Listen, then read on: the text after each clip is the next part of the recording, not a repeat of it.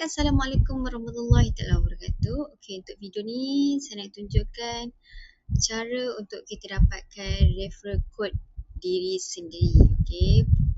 Mula-mula kita pergi dekat browser dan kita pergi dekat beli-beli.online. Okey, lepas tu dekat ikon bawah tekan tengah-tengah ni ada log masuk. Okey, mana yang belum log masuk, kita log masuk dulu. Lepas tu kita masukkan user ID adalah nombor phone kita dan kata laluan. Kalau tak ingat kata laluan, boleh klik pada lupa kata laluan. Dan untuk log masuk pantas ni pun boleh juga, lagi senang. Yang ni saya prefer untuk buka dekat phone lah. Okay, so kita klik log masuk. Okay, so ini apa yang kita nampak bila dah log masuk.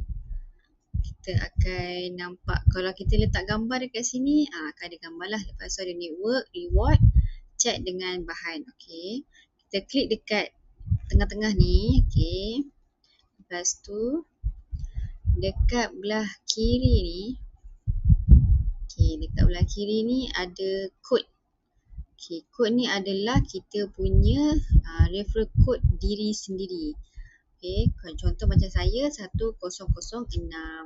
Jadi simpan kod ni 1006 ni, kalau korang punya sendirilah. Okay, tengok dekat masing-masing punya dashboard nanti. Simpan dan nanti kita akan guna especially untuk dekat nak AI lah. Okay, so inilah kita punya referral code. Okay, itu saja. Terima kasih. Assalamualaikum.